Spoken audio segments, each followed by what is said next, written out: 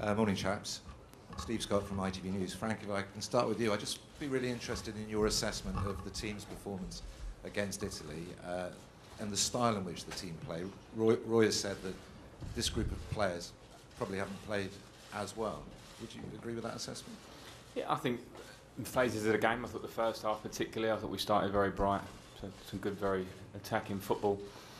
I think there was a lot of positives out of the game.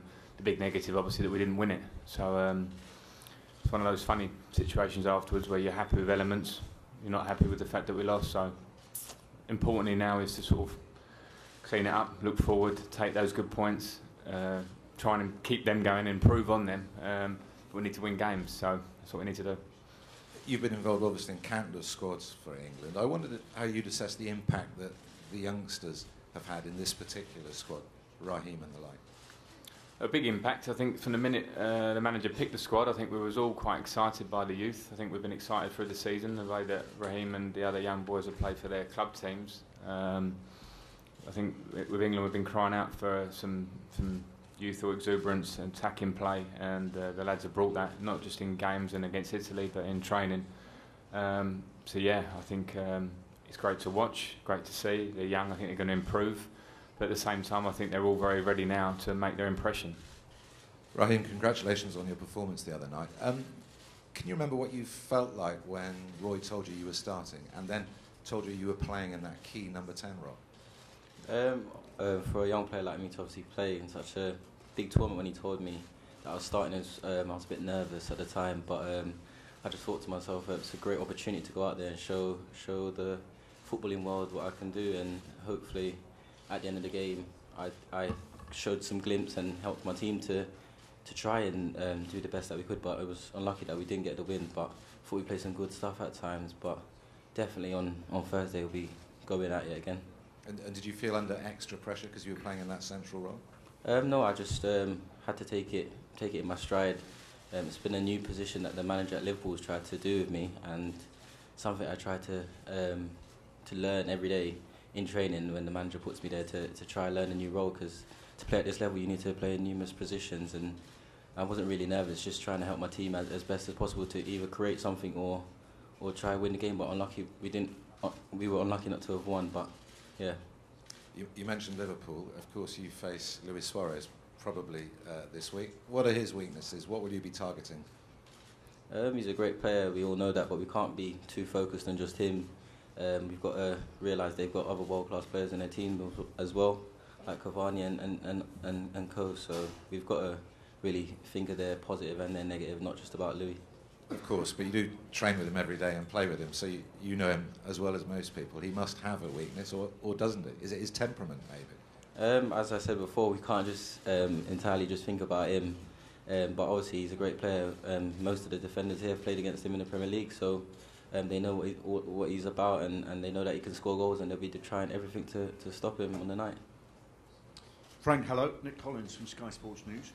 Have you ever seen Wayne Rooney more determined than this to do well at a World Cup? I think so. I think he's determined at every World Cup I've seen him playing. Every tournament, every game for Manchester United from afar are playing against him. He's a determined player, so a lot of furore has been built up around him. But I see the same Wayne wants to play well, wants to give everything for the team, show his ability in training and in games. So same as for me.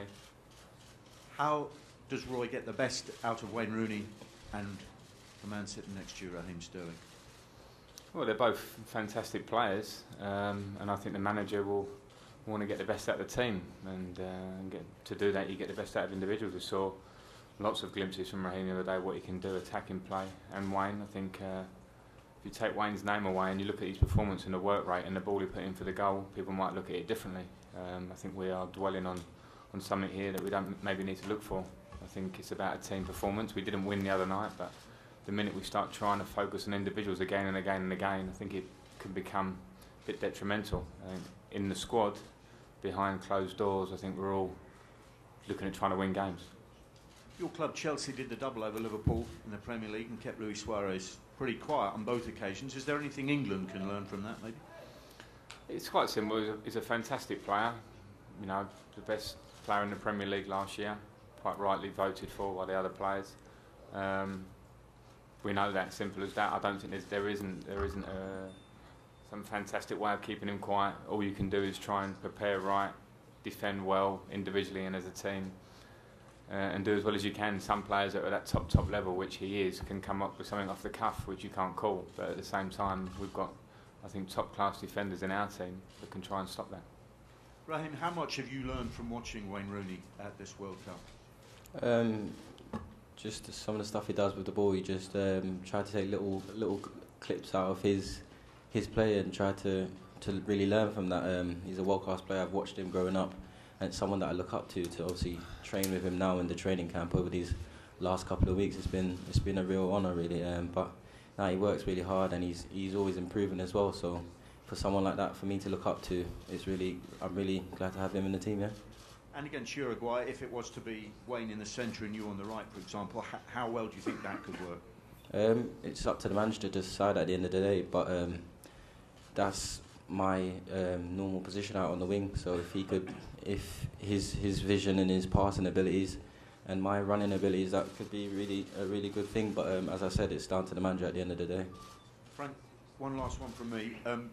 Previous World Cups, you've obviously been a starter. This time you're having to adjust to a slightly different role. I gather you actually gave a talk to the players in the aftermath of the defeat against Italy. Just wondered what you said and how you helped lift the team again. I didn't give a talk. I think the manager, as he does, sometimes speaks to me and Stephen Gerrard, obviously, as captain, vice captain of the squad, and I think we just had a bit of an input as players that have been there before. It wasn't we didn't make a massive rallying cry. We were just trying to find a way forward. I mean, I think there was a lot of positives out of the game against Italy, but we lost. And the minute we start accepting that and be happy with that, I don't think we're doing quite enough. So I think that was the aim, really. We know we're here. We know nobody wants to go home early. Everybody understands the importance of the game on Thursday. And it was just that. You know, we've been there before in those situations. We had it last in South Africa. Of course, we didn't go on to have a great tournament, but we had to go and win our last group game to go through. It was do or die, same thing. And it was just making sure that the lads switch on. Natalie Perks, BBC News. Raheem, you said it would be a dream to be picked for the World Cup, but what was it actually like physically to play in it once those nerves you've just spoken about had died down and you were in that game? It was obviously a dream come true for any young lad to obviously make an appearance in such a big tournament. But when I was on the pitch, I just tried to think of it as a normal game. And not really think about the importance of it, and just try to express myself and try to do my best for the team. But as I said before, we're really disappointed not to have got the win. No point trying to say that it was an exciting game and we played really well when we haven't won the game. But yeah, as I said before, we'll definitely be trying to do our best on Thursday. Your family are very important to you. What have they said to you about your performance? My mum's just said to keep going and not to think about the last game too much and just work hard and go into the next game raring to go again. So, you said you look up to Wayne. Has he spoken to you about dealing with the press being built up, the pressure perhaps of being a youngster around this England team? Yeah, I speak to him a lot. We're always speaking, and he just says to relax and just express yourself and enjoy the game, really, and not to think too much of what's going on, and just to play your normal game and you'll be fine. Frank, how good can he be for England, and how important is it also that he doesn't get lifted too much by the press and built up too much? Well, he can't control that, so I think that might be happening anyway, but only because probably of his performances. I think he can be as good as he wants to be. I think we've seen already in the small glimpses in an England shirt, but I think Raheem announced himself, I think, last season, but his second half of the season, watching it from afar, was something a bit spectacular from a young English player. So it's great to see him carry that into the England squad. I'm sure he's going to get better and better. We all remember our early days in the squad, and there is an you have to adapt. Some adapt quicker than others, and Raheem looked like he was one of those, which is a great thing, but he'll get even better for us. Frank, even Lionel Messi was struggling to score a World Cup and then came out with an explosive goal in his opening match. Would you like to ask the media just to take the pressure off Wayne ahead of this match? I don't think if me asking is going to change too much. I think unfortunately we do have a fixation with one player during every World Cup, pretty much the ones that I've been involved in, and it's a bit frustrating when you're in a team group and that happens, because we're there trying to play together. People are not selfish in this squad, and trying to get results, and then a fixation with one player can become, rather than a debate, it becomes a bit of an agenda. So I think we do need to drop the agenda and look at the team. Whoever plays, because the manager will pick the best team he sees fit. Whoever plays, we want to win the game. And Raheem, you talked about Brendan Rodgers playing you in different positions and the potential to go back to a position you know well. How do you retain that information? Do you find that very easy to change roles?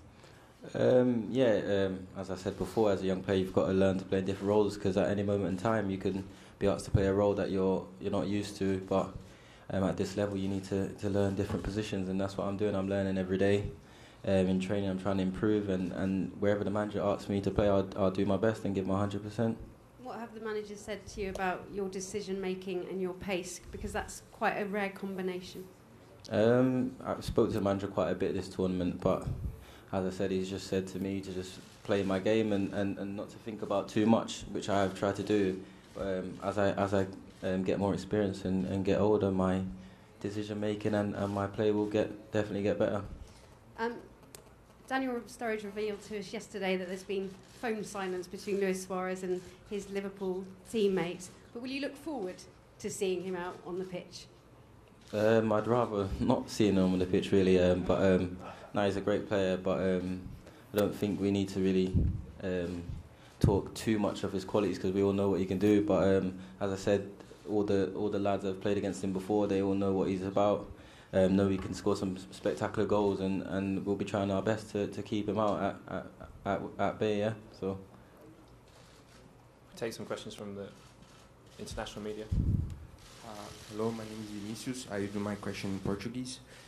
Ontem vocês abriram uma parte do treino para a imprensa e hoje vocês treinaram fechado. Vocês acham melhor treinar sem a imprensa, principalmente levando em conta essas notícias que têm sido escritas a respeito do Rooney, do desempenho dele? E eu queria saber se vocês acham que essas críticas ou essas dúvidas levantadas sobre o Rooney podem atrapalhar o desempenho da seleção. So first of all, yesterday part of a practice was open, and today the practice was all closed. Do you think it's best to have a practice that is closed? Is that something that you prefer doing? The second question is, a lot of doubt has been raised about Rooney in the press. Do you think that is one of the reasons why the practice was closed, and is that one of the reasons that it should be closed? Just to clarify, we're allowed to hold one closed training session before each game, and that's what we did today. Do you want me to answer it? Yeah, far away. No, I mean, I think we're preparing for a big game, so I think we're very aware of our responsibilities to the media to come and watch training, and I think we're very open on that front. And at times we have to prepare sometimes prepare behind closed doors, even if some people try to sneak in and have a look. We try and keep it tight, and that's when we're doing a lot of our work tactically.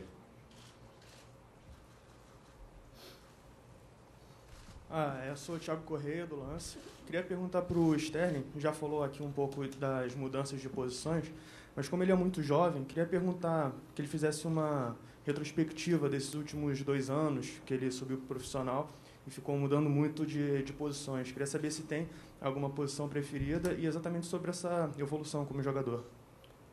I'd like to know about Raheem. You've already talked a little bit about changing your positions, but I'd like you to have a look back in the last 2 years since you went up to the Premier League.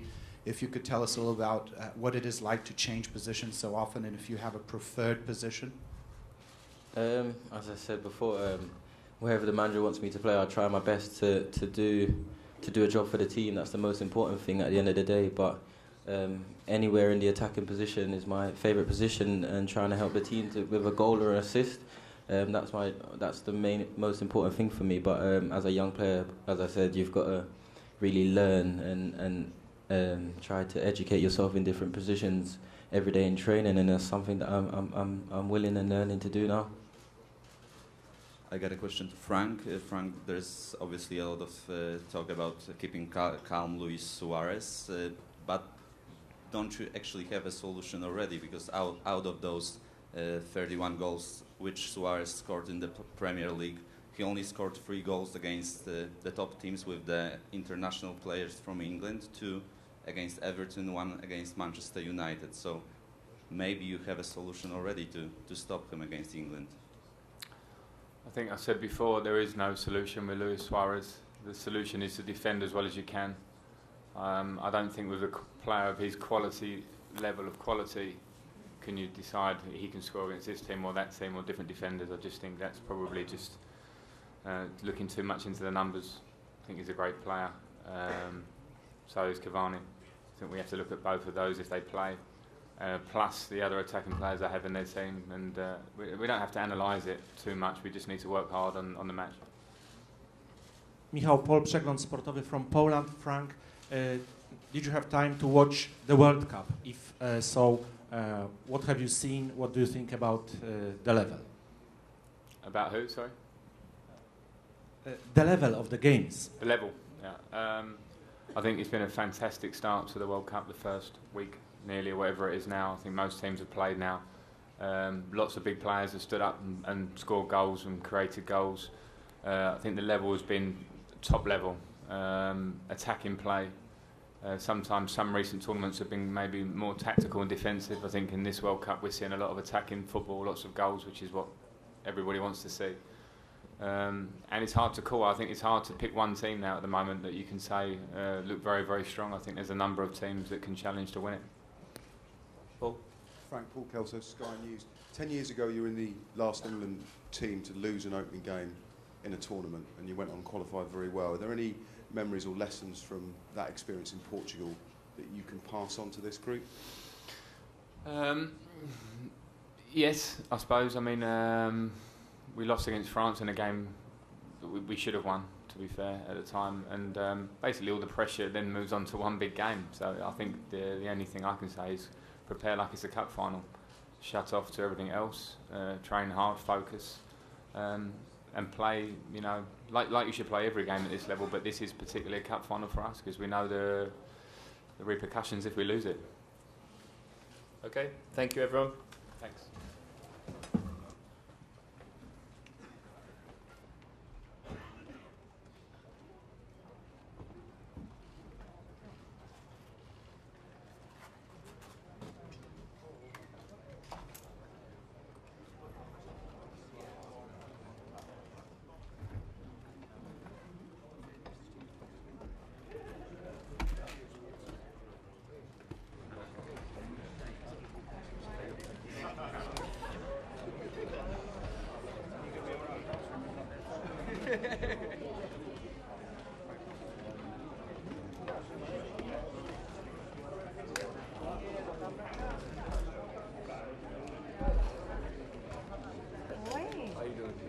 Cards, I wanted to ask you what sound bites you would